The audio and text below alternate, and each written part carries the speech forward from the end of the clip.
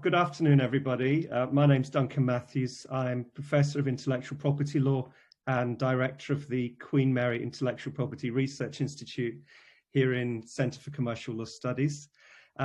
This is an event which has been organised specifically for our students and our staff at Queen Mary. I'm hosting it on behalf of the Queen Mary IP Institute, together with my colleague, Dr. Laura Edgar, who is the Deputy Director of the Queen Mary Technology, Media and Telecommunications Law Institute. The topic of this evening's webinar is artificial intelligence and intellectual property. And our speaker this evening, I'm very pleased to welcome Peter Thorniley. Now, Peter's been a great friend of Queen Mary and CCLS for a number of years, and already teaches on one of our professional training programs. This is the Certificate in Intellectual Property. Peter is a partner at Venner Shipley. He's a UK and European patent attorney. He's got extensive experience in the area of machine learning and neural networks in particular. He's also very experienced at acting on behalf of clients and developing their patenting strategies, particularly for multinational corporations. He's got experience in the UK and Europe, as well as managing international patent portfolios in the US, China, Japan, Korea, Canada, and Australia. So quite an impressive list, Peter. So thank you very much, Peter, for coming. Just a couple of housekeeping things to mention. We do have the possibility for you to, as an audience, submit questions using the chat function. So please do that.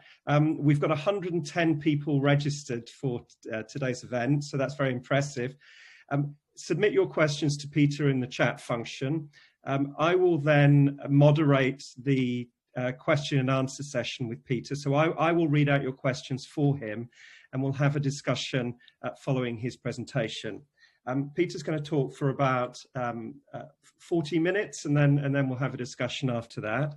And the last thing I'll mention before I hand over to Peter is just how timely this talk is, because the UK Intellectual Property Office, the UK IPO, right now has a consultation open on AI and IP.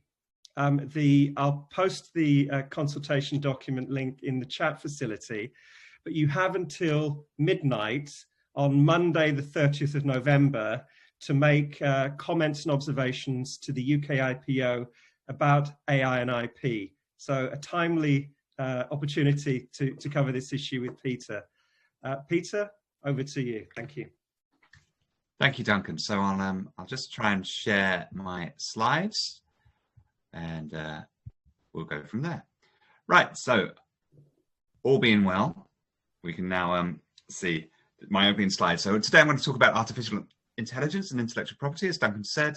I am a partner at Venner Shipley. My background before I was a patent attorney was in physics. So I originally studied physics at university, and that's kind of the starting point for me. So physics into computer programming, and then into patenting and the issues around those matters. Peter, I'm just going to interrupt you there. Yeah. I can't see your slides yet, so I'm just going to check that. Perfect. Now we can see them. Thank you very much. Okay. Right. Okay. That should be resolved then. Thanks for letting me know, Duncan. Okay, great. So today we're going to talk about artificial intelligence and intellectual property. You didn't miss much on this slide. It's just the opening pictures. So what are we going to cover today? I listed a kind of W questions, as it were. So what is IP? And when we say what is IP, it's inevitable. What is AI? It's inevitable that what you're going to get today is my perspective on those things. Okay, I understand that the slides are still not visible to all.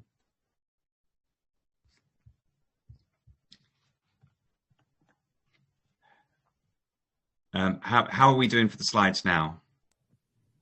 I can see them. I can see them. Okay, right. It looks like for the majority they're working, I'm afraid that's all that I can achieve at this moment. So the what, the why, the where, the who, and the when. So in that respect, I'm talking about what is AI, and that's my perspective as a physicist, patent attorney, I guess. And there are questions raised by artificial intelligence that are kind of philosophical in nature, and therefore are kind of subjective in your own personal view on where this technology might take us. We've got to think about why does AI matter in that respect? Where in an AI system might there be potential for intellectual property? Who would own it is a big question. And when is it all happening? And to some extent, the question is, it's already happened. The answer is it's already happened, but there's technology being developed right now, which is going to change the world in relatively significant ways. But there's also this kind of glimpse of a future, which is perhaps more radically different. So we have to, there's a lot to go through. So if we start with what is AI, I guess a lot of slides, presentations about AI in any respect start with this question, because what is AI? Artificial intelligence is not all that well defined. It's a machine of some sort. It receives some kind of input. It generates some kind of output. And so far we're pretty much conventional, but it can learn. And I guess this is the key for me. And one of the things to say about this talk is, machine learning is a subsection of what might broadly be classified as artificial intelligence. But in this context, I think machine learning is the technology that's really kind of moving things forwards. And what I mean by that is that your classical computer program takes an input and, according to the programmer's desires, knows how to turn that input into an output. But for the most part, machine learning systems are given inputs and outputs and back work towards what was the algorithm that got you between the two, that learned that algorithm, which means that in future they can generate outputs from additional inputs in a way that couldn't necessarily have been predicted by the original programmer. So I said I'd kind of touch on my kind of personal background in this. Actually, there's a book called The Emperor's New Mind, which was written in, I think, 1989, but I know that I read it in about 1999 because I read it before I went to university, and it's what convinced me to go and study physics. And there's a conclusion in there, or the premise of this book, which in no small part, as many kind of physics books are, is a kind of quick summary of all of physics, of quantum physics, of cosmology, and everything that goes together. But it also touches on, and it also follows this an exploration of the nature of computing and the limits of computing. And Roger Penrose, Dr. Penrose of Oxford University, who was the author of this, and has followed up and kind of has made it his life's work to some extent to explore the relationship between algorithmic processing and what happens in the brain, and to ultimately to the concept of consciousness. The kind of speculation there in that book is that we have a tension in physics between general relativity as the explanation of gravity and things on the large scale, and we have quantum physics explaining things on the small scale. Quantum physics has this bubble of uncertainty around it, and that there's a tension, there's not a unified theory of physics at the moment, that perhaps the solution to that unified theory might address some aspect of what it means to be conscious, what it means to take the quantum universe, which is by nature probabilistic, combine it with the classical physical universe, which is deterministic, and understand where the role of the mind is into actually making decisions and free will, as it were. So that's a big issue. That's a big issue, but it's relevant ultimately to some of the questions about artificial intelligence that we come up against, because we need to understand, is there something more to our machines than simply pulling a lever? Archimedes said, give me a lever long enough and I'll lift the world. I think I forget the exact quote. I probably should have written the whole thing there. But this lever with a pivot is a machine is a calculating machine of some kind. It's a multiplying machine. It multiplies the force you apply, or it divides, or it multiplies the movement. You can put it in various ways, but in some respects, this is a multiplying machine. This is a machine that performs a calculation. And computers today are simply more complicated sets of levers, more complicated arrangements of levers, so that an input somewhere is translated to an output somewhere else.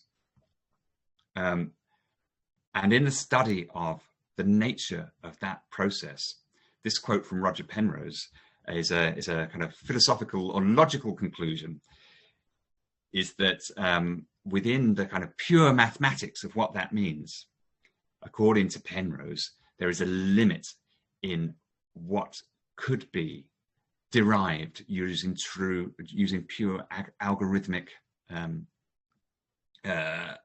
calculation. And so when we look at a computer doing this, we are looking at a set of additional levers and additional switches, and we can think of this mechanistically. Algorithms that computers run operate in this way, with the variables altered, and no matter how complicated your computer program is, it's running according to those basic principles. And even a quantum computer doesn't really take us beyond that, although quantum computing as a technology can take us to a place which takes advantage of the probabilistic nature of quantum physics. The algorithms we intend to run still operate according to these kinds of rules. Now, according to Penrose's theory, which isn't necessarily accepted to everyone, this is one reason why you will never get consciousness from a computer. You will never have a computer. You will never make a set of levers complicated enough that those levers suddenly become self-aware.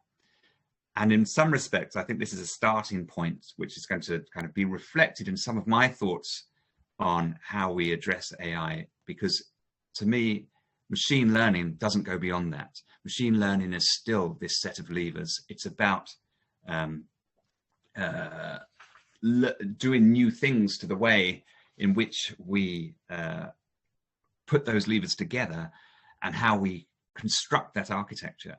But ultimately, what the machine does is algorithmic and limited in nature. And perhaps, therefore, no matter how complex it gets, no matter how good it gets at simulating intelligence, it is a bit of a misnomer or a misunderstanding to equate that to the process of true thought that is happening, to all of us right now.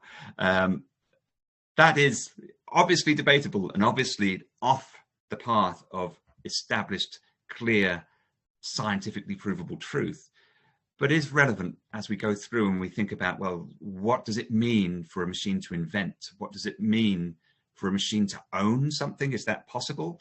And issues of that kind. So that's the background for me. So to reiterate, what we're looking at in this algorithmic universe, as it were, is an algorithm that take an input, apply some kind of calculations, and give an output. And conventional computer programming defines the algorithm. You say, well, if I want to provide a useful service, I know that I need to take my input and multiply it, divide it, add it, subtract it in this order in order to reach the outcome I want. That's the skill of the computer programmer. But machine learning defines the output, or at least is given the output, in order to train that algorithm. So what happens is, for example, in the case of neural networks, each of these circles represents some kind of function. Something happens to the input as it goes through each of these circles.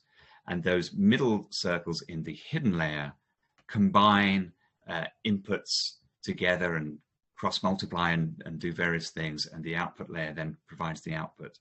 And at the outset of the process, the parameters which define those functions in each of those circles is not known. What is known is the training data, which is a set of inputs and a set of outputs, a set of things which say, I have, I believe that for this input, this output should be given. And then within that, the system will go on to try and work out what the parameters must be for those intermediate steps in order to match those inputs to those outputs consistently. So, for example, you might say to one of these algorithms, what is this? Give it the image of a dog, tell it that it's a dog. Give it this image of a dog and tell it that it's a dog. And you can already see that this might be difficult to do in the conventional sense. It might be difficult to say, well, a dog is a creature, which is this color. For example, you can't do that, or even this shape. These two images provide very different shapes in terms of the pure pixel data. But we know that intuitively, even a very young child will recognize that there's something common between these two images. And if you provide enough of these images to one of these networks, they will start to understand what is the essence of the commonality between these two images. Even something like this, which is, again, very easily recognizable to the human, but wouldn't be easily recognizable to conventional computer programming, which might say, well, I can recognize the dog by the shape of the ears or the color of the fur or whatever it might be that you would try and write down as your rules for recognizing all three of these images as the same thing, as giving the same classified output. That's difficult to do, but within the concept of machine learning, you can apply this process in order to readily create this connection. So that's the kind of core of the difference between what is a computer program, or at least the difference that matters to me as a patent attorney between what is a computer program, generally speaking, and what comes under this kind of machine learning heading, which is, more and more computer programming applications will reference this. Some applications will be genuinely about artificial intelligence, some kind of genuine progress in the artificial intelligence structure, but more frequently, you will find that almost everything that involves a computer now, everything that is, an invention, will be using AI as a tool potentially as part of its sensing process or part of its operation. So there are use cases that's kind of all over technology, anywhere you find a computer, as I say. So kind of particularly healthcare is a great example. Diagnosis, so if you could take a CT scan and readily recognize a tumor or something of that ilk. Normally that's done by a physician. It takes years and years for a doctor to be trained well enough to have an intuitive grasp of that.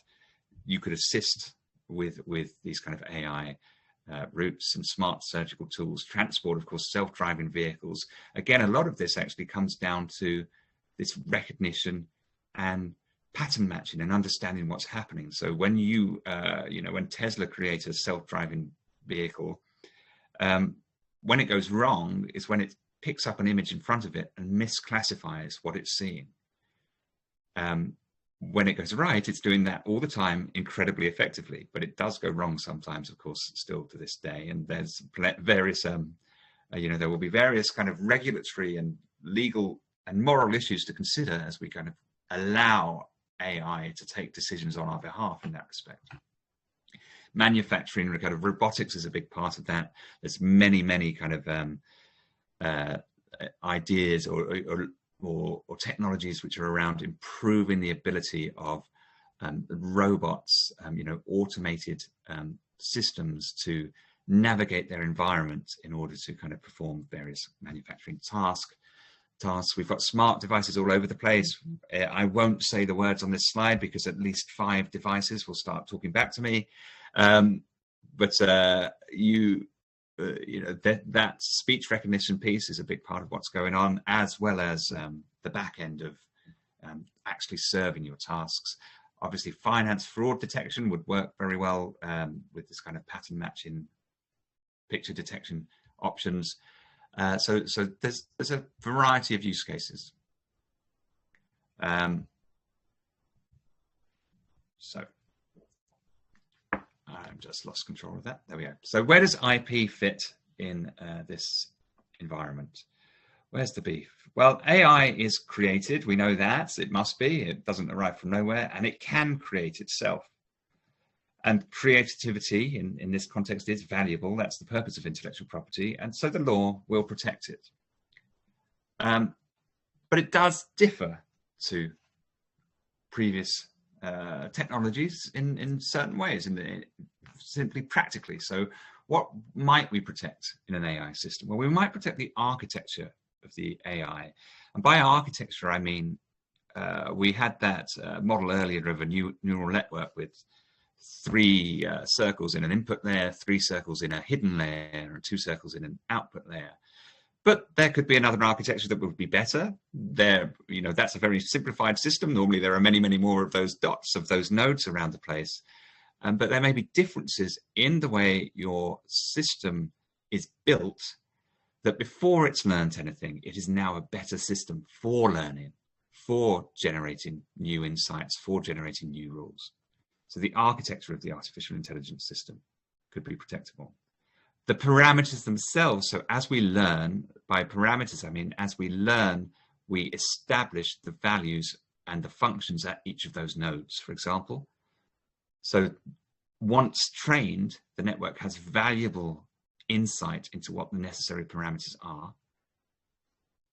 The use of the artificial intelligence, so if I have created I don't know, if I've now created a Hubble space telescope which can more effectively identify supernovae, well, that's a particular use case that might be valuable to protect.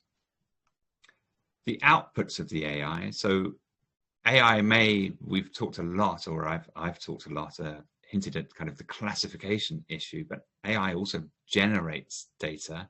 The data generated by your AI may be useful, potentially simply as kind of a classifier of what's been observed. If I take Google's Street View data now, and I think I've accessed that system. If I take data from around the world, if I walk down my street and take some pictures, if I applied it to the right AI system, I could develop some interesting information around the world, about the world around me, simply by classifying and understanding what I've seen. That data could potentially be valuable to someone. The inputs themselves. So when you are training AI, you need a huge amount of data in the first place, a huge amount of data to create the knowledge of the system. I showed you 3 pictures of a dog. No AI is going to learn that from 3 pictures of a dog. You will need thousands and thousands of properly classified images for a simple image classification algorithm. So there's work done in collating and putting that together. And that work might need to be protected in order to incentivize it. I mean, that's the purpose of intellectual property.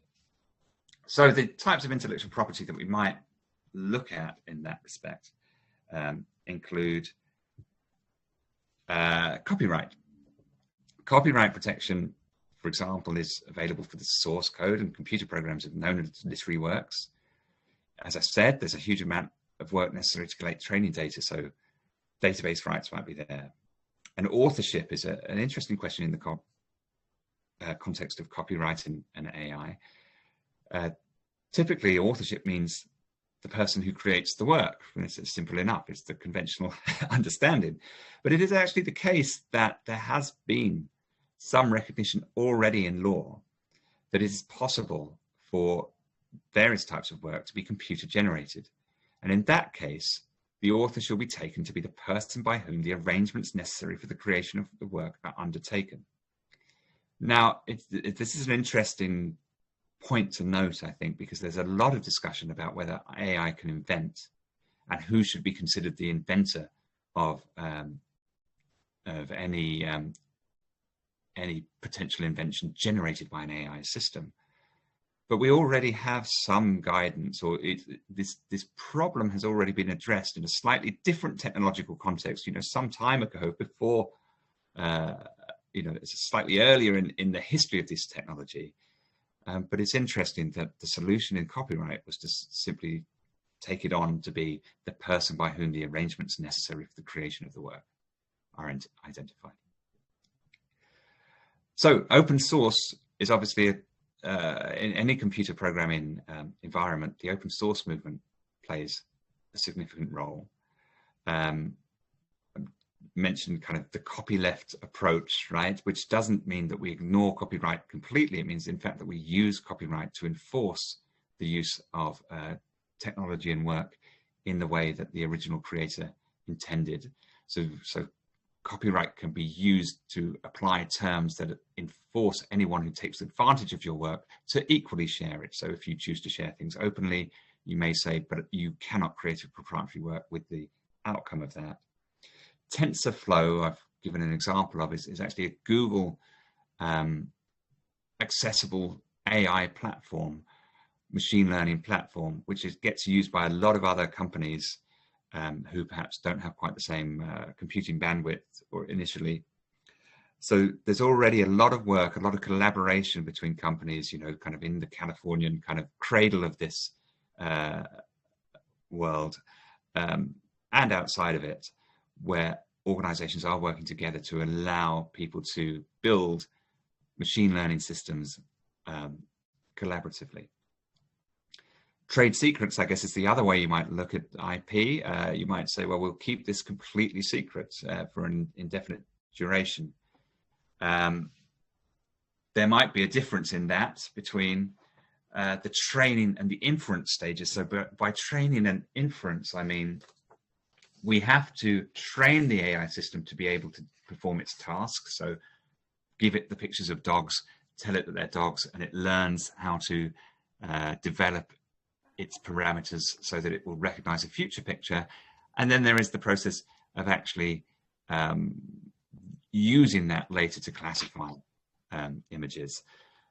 And those things might happen at different places. You know, you might train your system kind of with proprietary data or with a proprietary set of data that you don't share before you deploy that tool, that classification algorithm or whatever it may be, to a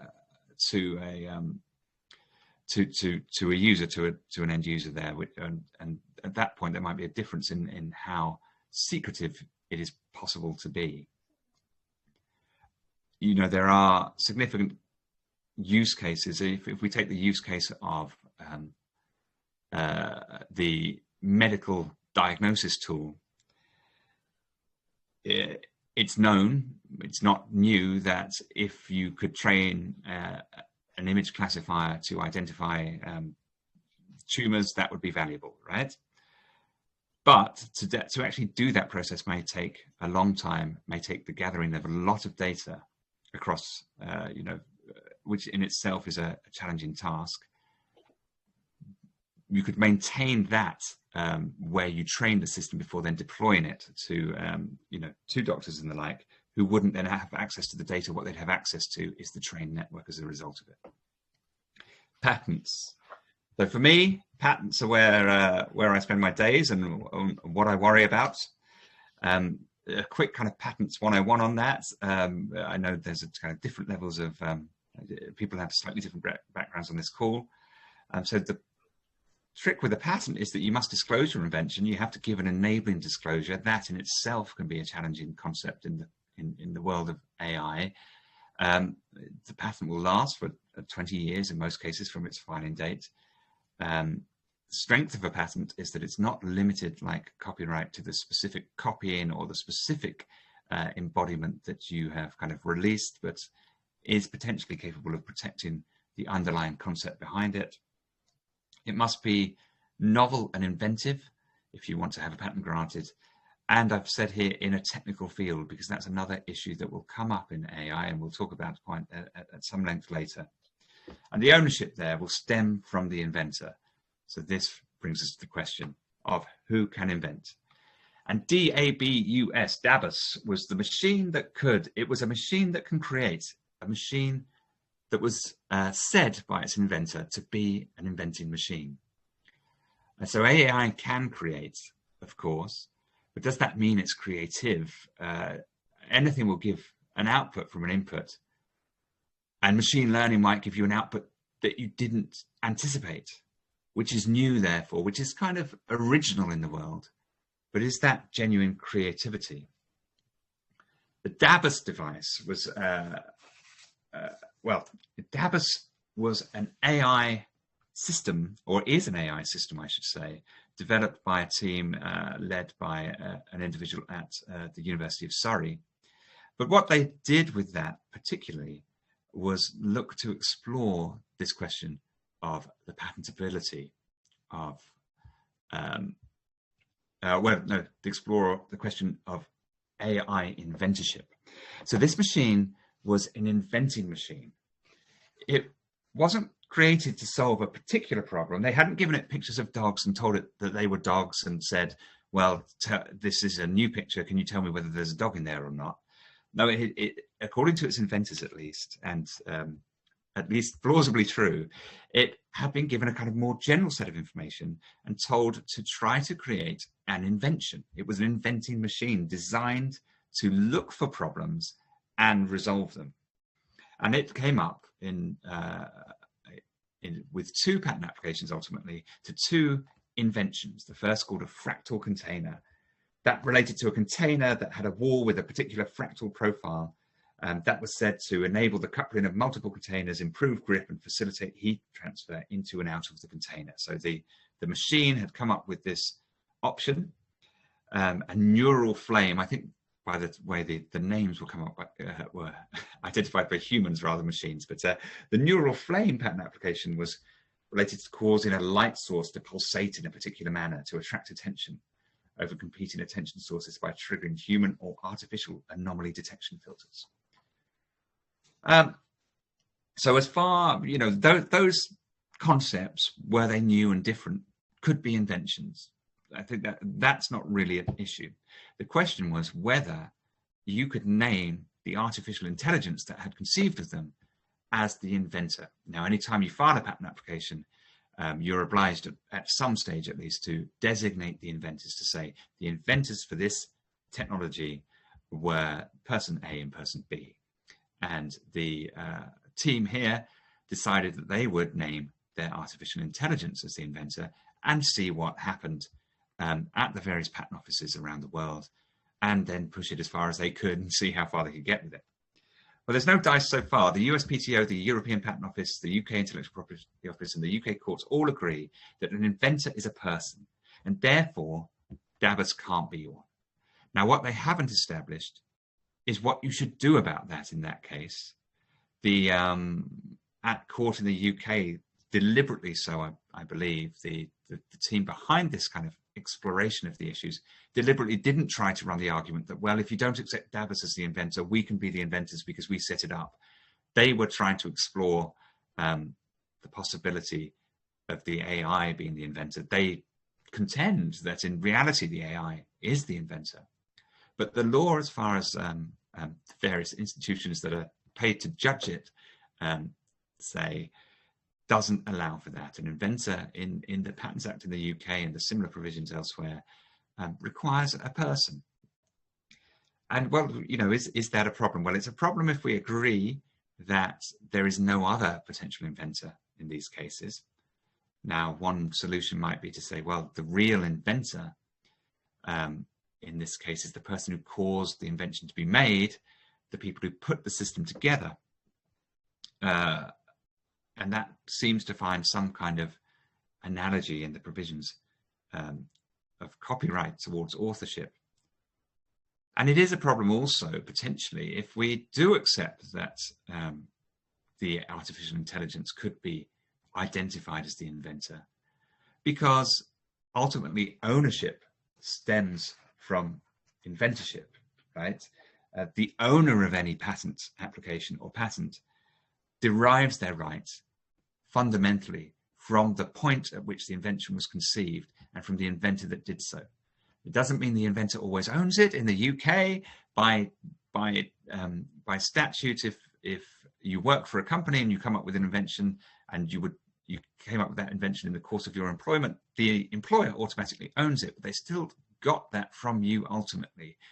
It may be that there's that automatic transaction, but the nature of it is that without an individual capable of possessing the intangible property here, there's no clear route to who should possess it, at least in the current environment. So we've seen that it is possible to create what is considered an invention under normal patent practice. And it's possible certainly to use artificial intelligence as a tool to do so. There's a philosophical or a broader question about, well, if that artificial intelligence defines something that you didn't anticipate, it's even solving a problem you hadn't given it. Are you the inventor or is it? It's always been the case, nevertheless, that people with access to the right tools are able to make inventions they wouldn't have been able to make without them. There are some kind of cases where invention arises from discovery, arises from exploration of the scientific reality, which doesn't necessarily imply a preconceived knowledge by the inventor of what was being conceived or what was being anticipated. For example, there are various inventions that have arisen from greater understanding of the human genome and a better understanding of what various DNA sequences might do. By exploring that, discovering what a DNA sequence might do, you can then seek patent protection on certain uses of it, even though you didn't define that and you went in a bit loosely. So I think the question is whether we really have a brand new challenge or we just have a challenge that we need to fit into the existing framework. But patents day to day worry less about the issue of inventorship, because most people, when they file patent applications, aren't trying to test the law, aren't trying to find out if they'll be granted a patent or not if they try something novel. They're trying to get a patent granted. And so the basics of your patent system is most technologies today using artificial intelligence will either be people who have developed something new in artificial intelligence and it's still individuals that are working to improve those systems, or people that are using artificial intelligence in a new and interesting way. And most of these cases will have a clear kind of link to a human inventor.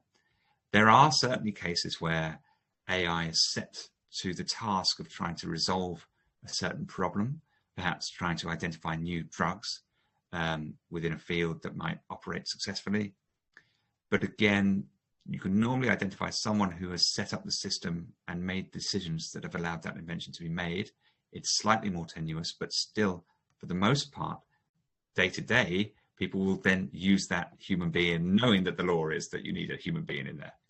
So the questions we get at the patent office and the law that's really been developed more substantively at the moment is about where is the line between what is technical in AI and what is not. Where is it the type of thing that should be patentable in the first place? Because ultimately, an AI network, the neural network that I showed you many slides ago, is a mathematical concept. And you can't normally patent maths and you can't patent abstract things, but can you patent the knowledge of how to build an AI network more effectively? So the question that gets asked and I'm now kind of honing in on what the European Patent Office does in this area, is whether there is a technical solution to a technical problem. And in that, we will ignore non-technical features. So if a feature of your patent claim doesn't reflect something technical, then it won't be enough to say that it's inventive. So to be inventive, it must be something that isn't obvious or wasn't obvious at the time the invention was made. Apart from if the thing that wasn't obvious was a non-technical thing, then that's not enough to get you a patent ultimately. So this way of looking at the question of the boundaries between what is technical and is not came from this convict case some years ago at the European Patent Office.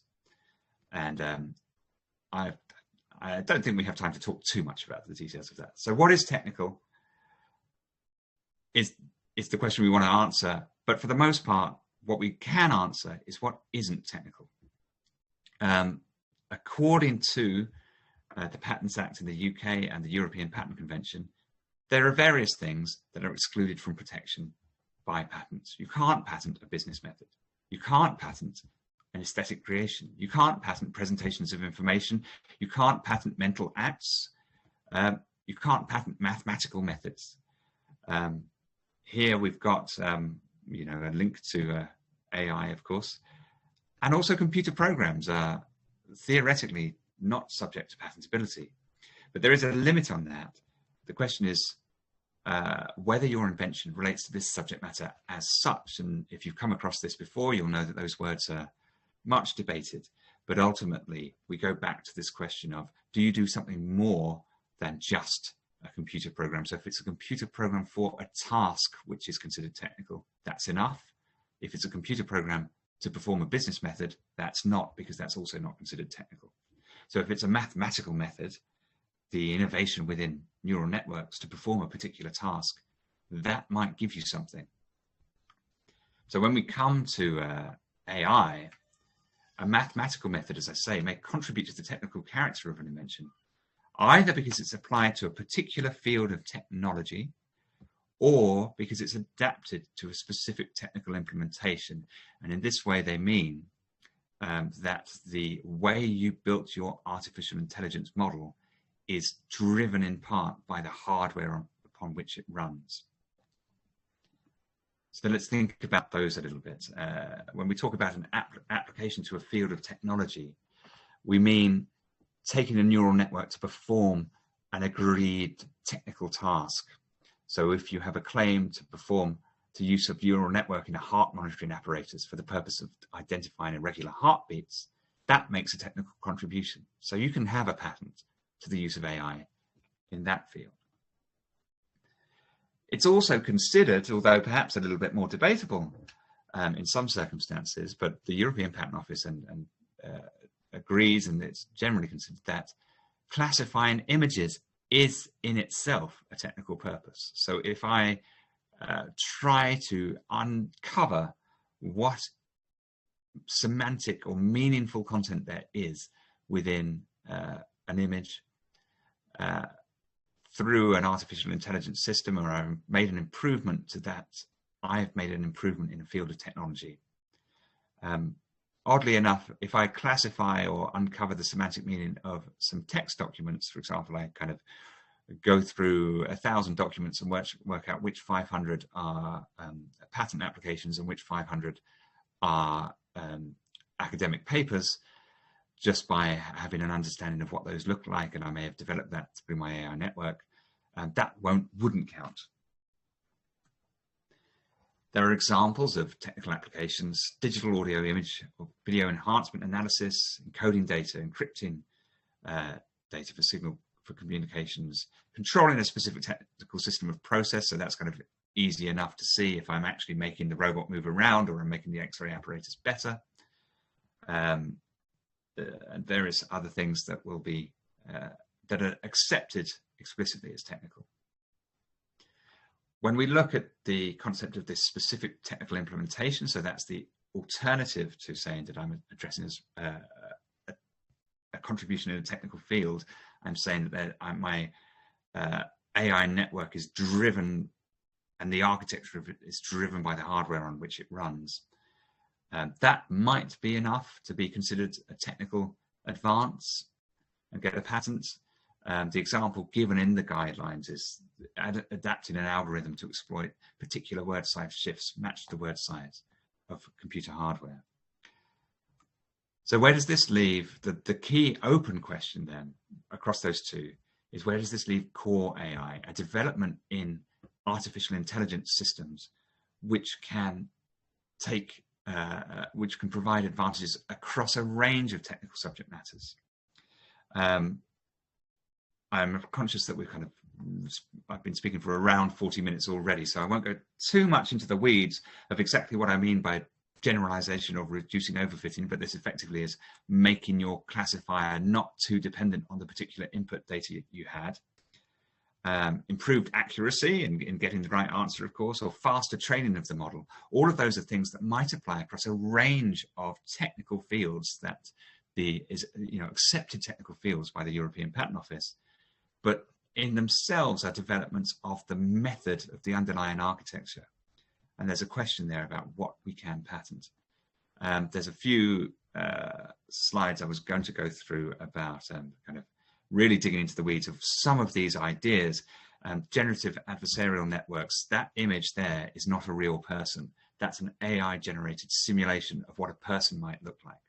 By testing, by using two networks against each other and having a network which is trying to classify image of person or not image of person, and another network which is training itself to defeat that classifier to generate a false image of a person. You create this kind of system, and that can be used across a variety of technologies, that kind of idea. Feel free to take a few more minutes, because this is fascinating. So okay. You have to rush through the last few slides. This is fine. Okay, thanks, Duncan. So given that, let's just make sure that we've touched upon some of the things that this type of network can do. It can be used. So this is in quotes because it comes directly from Wikipedia. So I didn't write these words, so I may stumble over them. They can be used to detect locomatous images, helping the early diagnosis. So this is a diagnosis tool, producing photorealistic images that could be useful in various kind of scenarios, reconstructing 3D models, age face photographs, so you can show that kind of thing, transfer map styles in a cartograph. The list goes on and on and on. And this type of technology, I think it was 2013, 2014 that this was originally proposed, and you see it more and more and more. And the fascinating thing about what it can do, a little bit beyond the basic neural network I talked about before, is that it actually is self-training in some regard. It's called unsupervised learning, because we're no longer saying to the network, here are pictures of people and here are pictures of things that aren't people perhaps, and please classify that. We're saying to the network, please generate something that might defeat this other classifier, and it can go through itself, creating new information, new potential outputs to try and calculate how that could be done. And so it's a self-learning step. It generates its own training data in that respect. Batch normalization is another kind of, if we get down to the maths a little bit, but it's another improvement that could have application across a variety of technical fields. I'll try and explain this as clearly as I can, and there are two problems here. One is that I'm trying to explain it in few words without taking 2 hours to do it, and the second is that I don't understand it as well as the real experts who in this area. But the point is, when we look back at our network, and a typical neural network has a number of layers through which data travels. So the input is converted by a first layer, sent to a second, converted by that, sent to a third, and so forth and so forth. And each of those layers consists of a multiplicity of nodes that takes the input from the previous layer. What we try to do when we train is we say, well, given the way that those layers worked, what output did I get and how wrong was it compared to the output that I should have got? And then you go back and you try and modify the inputs, modify the way that each layer works. The problem with that is that as you modify each layer individually, it can't take account of the consequence changes in the layer beneath it and the layer beneath that. And this process of batch normalization worked to counter some of the challenges that arose from that as previous layers shifted away from their overall expected position. This would counter that by moving them in aggregate to a normalized position, but allowing still variation between the nodes there. And this was found, and this technology, again, is in about 2015, something like that, was found to work effectively and basically allow you to get a more stable training system, which made it faster ultimately to get equally good results. And that could be in image classification, it could be in speech recognition, it could be in various other things.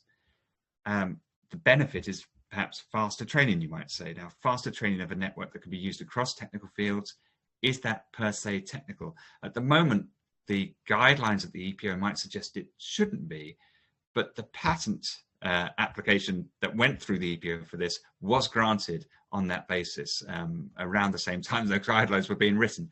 So there's still some kind of, there are issues in the air to resolve. Other examples that I've kind of worked on in particular, stylized photos. We have networks that create, I had a case which was about taking a photograph and generating a Picasso painting from it, or a Mondrian, or any artist you could choose from, by looking at artists' images to understand what was the essence of those in some respect, and taking your photograph and combining the two and generating this output. That, because it's image processing, is considered technical, even though you might consider that there is there's an aesthetic or subjective nature to that. Adversarial inputs are an interesting field. So one of the problems that you have in neural networks is that it's not always predictable as to why they behave the way they do. So if you take, let's go, I've spoken about the dogs before, so we'll go with dogs again. It's possible often to trick a network by taking a photograph of a dog and perhaps applying a very small perturbation, a small change to some of the pixel values in such a way that a human would still very clearly recognize that the overall image is still a dog, even if they could perceive, but often even with changes that are imperceptible to a human, they would still classify that image correctly. But that change, that small change in what we might see as kind of semantic real object space, but small change in pixel space, might trick the system, and does. So if you've trained a system on genuine photographs, something that somehow isn't a photograph because the way that the colors are balanced just can't quite be a real photograph, might trick the network in a way that it wouldn't trick a human being. That could be a problem, for example, if such a circumstance arises when you're driving an autonomous vehicle and it misclassifies an object in front of it, as has happened, when a small change suddenly throws the system completely out of whack. So some of the cases I've been working on are looking at trying to demonstrate whether the system is robust to that, and then, if not, resolve it by mathematically proving or otherwise that small changes in the input would or wouldn't lead to this kind of catastrophic, potentially, modification in the output. That in itself could be used across fields, but the likelihood is that any patent we get for it will have to be limited to a particular field. So perhaps image classification, then perhaps we need to file another patent application or split out our existing one to cover speech classification, even though the underlying technology is the same. Data encoding cases I've worked with as well, and robotics, as I say, there's quite a lot out there about operating in the environment and understanding how to move and how to perform a task within an environment. And that kind of technology is growing all the time. So that's a quick run through. It felt quick to me. Of a range of different issues in this space. That's my final slide. So that's the end of the presentation at this point. So if there are any questions that people want to talk through, then I'm more than happy to do that. Thank you, Peter. That was fascinating and extremely clear as well. While I look out for questions in the chat box, I'd like to start with a couple of quick questions for you. A question that I always ask people who are working in this field is about inventive step. Of course, in order to obtain a patent, the applicant needs to demonstrate that it's novel, that it's a new invention, that it's going to be useful in some way, so it has some practical industrial application, but also that it meets the standard of inventive step. And usually we say that this is something which is not obvious to a person skilled in the arts. And I'm just looking at the UK IPO's consultation, and what it says about this, it says if the AI tools are part of the standard toolkit of the person skilled in the art, this raises questions about where the threshold of inventive step should be set. And the way that I always put this is, if the AI knows everything, how do we then say that it's not obvious to a person skilled in the art? Because the person who's thinking about whether this is a non-obvious invention will have access to that toolkit of the AI. So it's in the consultation. It says, should we extend the concept of the person skilled in the art to the machine trained in the art? So I know it's a difficult one to put to you. No, it's fascinating, and it is a fascinating subject. Certainly, it would seem perverse if we don't accept for that, because the question of inventive step is supposed to reflect this nominal person skilled in the art and their capabilities. Now, if we, it would seem dishonest and incorrect to simply take away from them the tools that they really have in real life, right? So we're going to have to accept that people working in various fields have access to to artificial intelligence and what it can do for them. I'm not sure that the technologies that are present today create quite the same issue as they might do, in the sense that most artificial intelligence systems, for the time being, I know the Davos case, it was argued that it was kind of a general purpose thing, but they're not really. They're tied to a certain application. So if you can generate the concept of an artificial network that could learn something, but then in order to apply it to a task, it will normally be trained in a certain direction or given a certain set of parameters. So the idea that the kind of engineer sits down and he has a tool that will immediately come up with all inventions that could exist is a little far removed. But what might be more realistic, and if we think about, I don't know, so with 5G being rolled out now, 6G, people are starting to think about what it's going to be, but 7G, maybe the twinkle in someone's eye, I'm sure somebody started thinking about it. But you could imagine that if the question is, well, how do I improve the bandwidth or the data that I can transmit across a kind of telecommunications network, you could set an AI the task of optimizing certain elements of that. And in that way, that optimization, which previously would have been the product of some kind of human inspiration, is no longer so. And I don't think at the moment the patent offices would have a clear way to distinguish that level. And it is something that we're going to move on to. But I still think there's going to be room for humans to kind of guide what's going on and us to find the bits that was clever that a human did in future. Okay, that's very helpful. So yes, we'll still be looking for that human intervention to. I think so. Yes, even if it's to set the task. And I think there's one of the things that comes attendant to that is, well, if it therefore becomes very difficult to make an invention without access to a powerful AI network, does that create an issue in itself, right? A kind of a policy issue, because there's only so many companies on the planet who are capable of applying the computing power and generating the data and obtaining the data that you need to do that.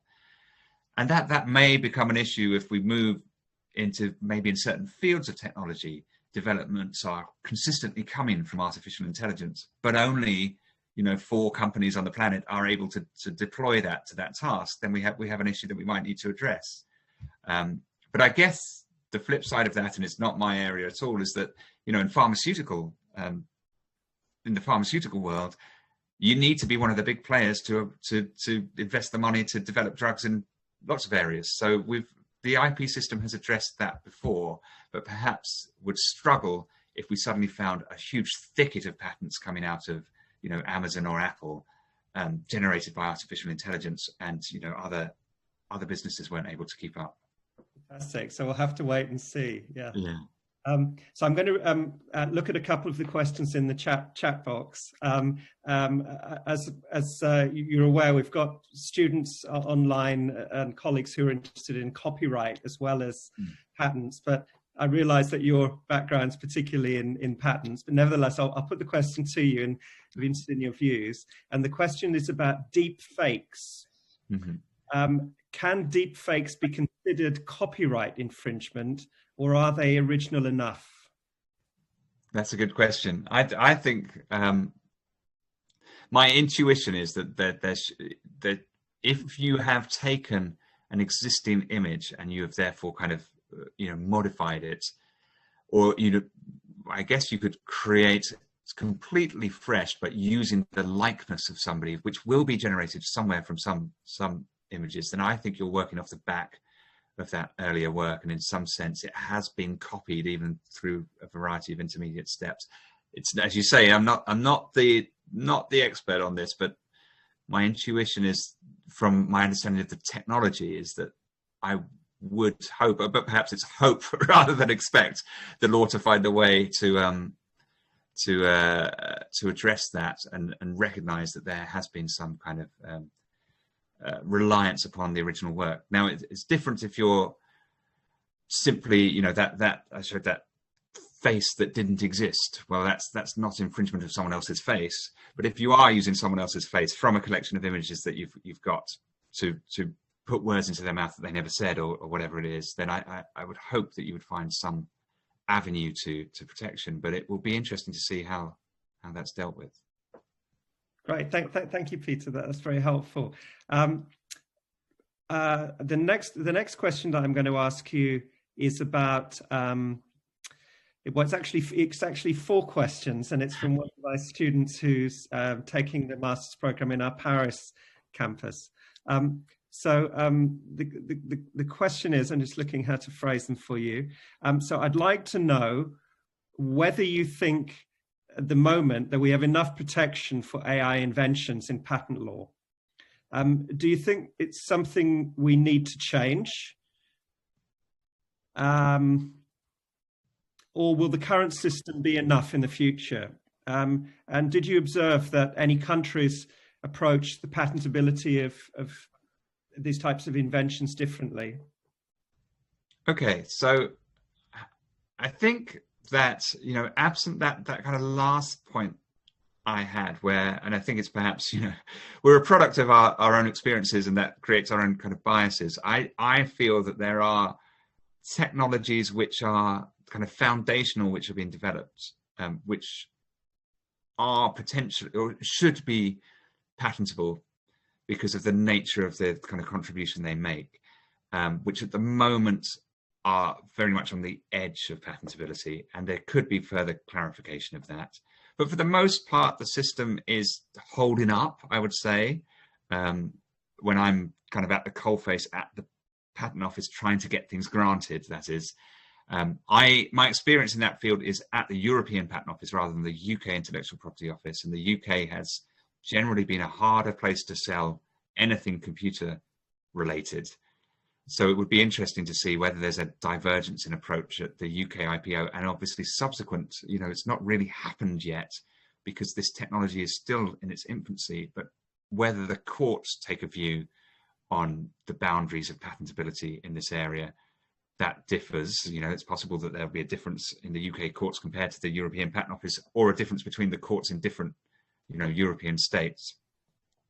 In terms of the divergence internationally, my main experience with this technology is at the USPTO and the EPO, so that's the United States Patent and Trademark Office.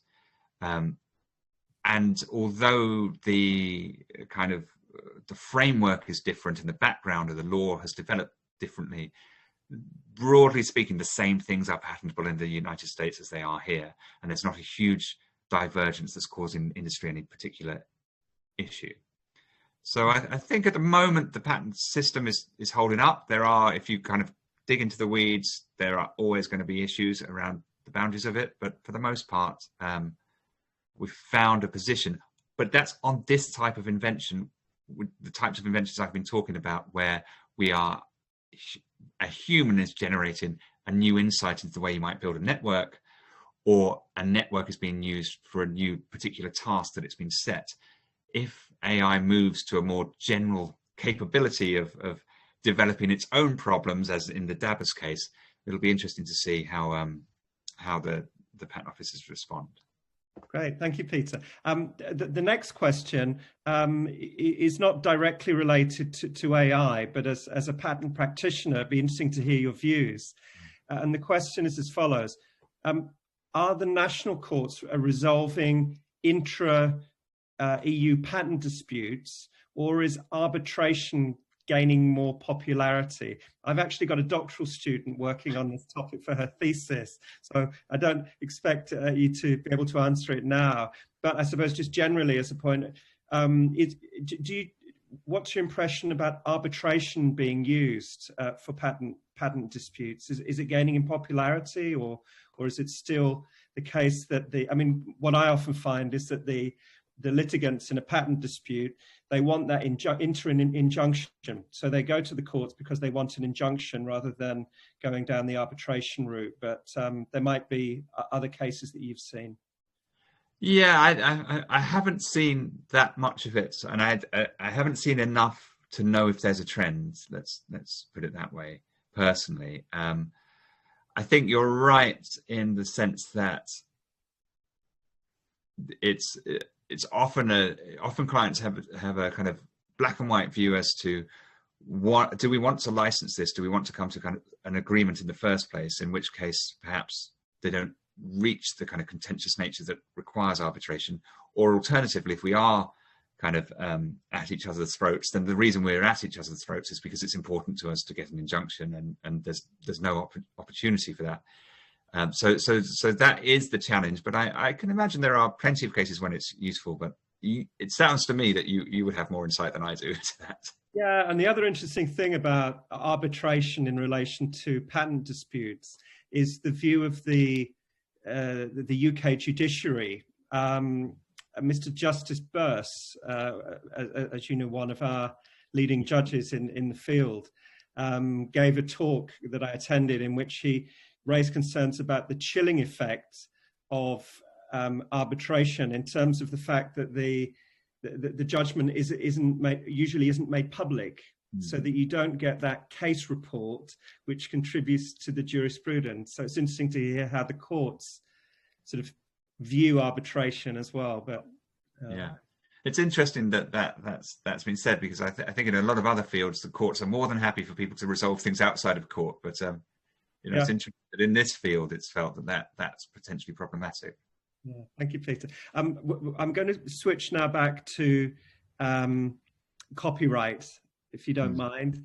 And the question is from one of our doctoral students, who's asking about AI-generated songs, so music.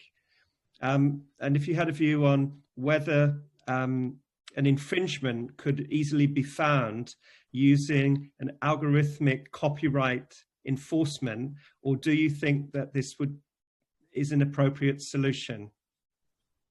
Okay, so I guess there's two things. Is it there? So in the kind of deep fakes example, I was thinking about copyright of some original image infringed by the deep fake that's been created. When we talk about AI generated music, I kind of more conventionally think about, well, could there be copyright infringement of that AI generated music by another party?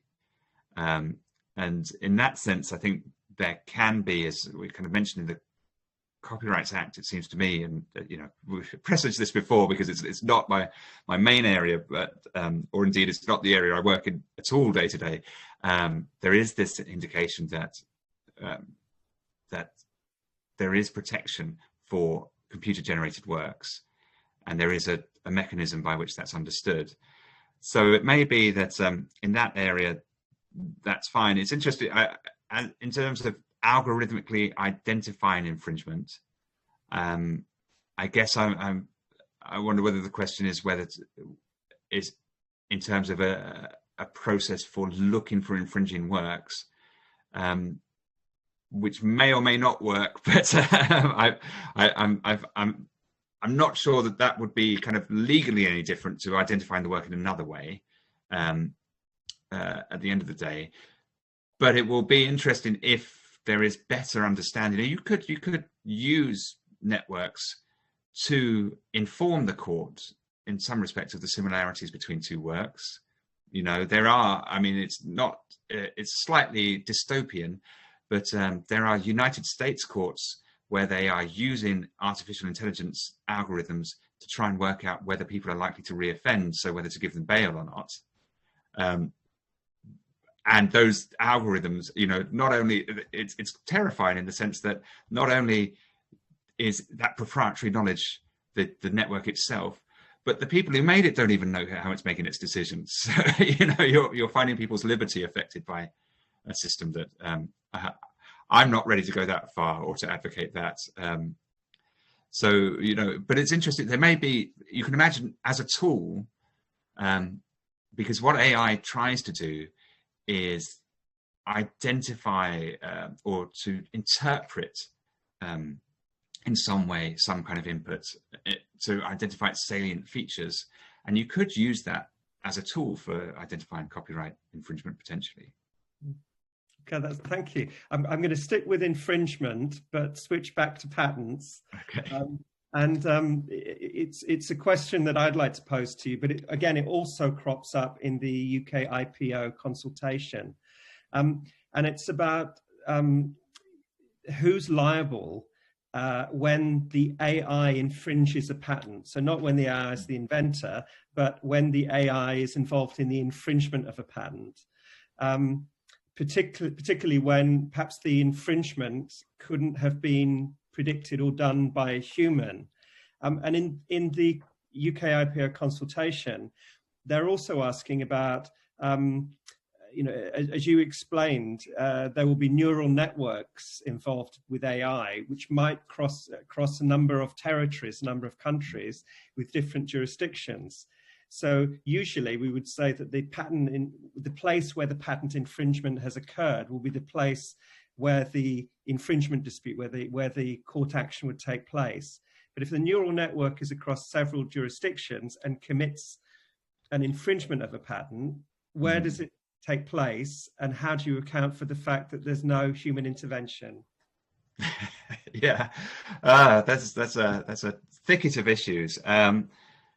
So I've kind of, again, you know, as you say, the UK IPO is consulting on this, and it's not something that's that there's clear guidance on really from anywhere. But in terms of your AI committing an infringement, now if you set it to work to perform a task and then it ends up performing that task in an infringing way, then you would think it was your own responsibility for it.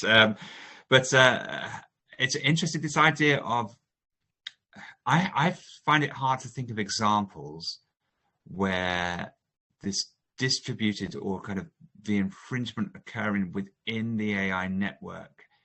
You know, I put up that, I'm rambling a little bit, but I put up this that slide of a neural network with these various nodes, right? So I guess the theory is, well, what if one node's in you know, America, one's in Canada, one's in Japan, and one's in the UK, and the infringement is to do with is the process that's occurring across the group of them, and then where did that process occur when you don't even know which node is doing what, right? But I think actually the solution in some respects is because you don't know which node is doing what, the infringement typically will be associated with the output, associated with the function you've put it towards.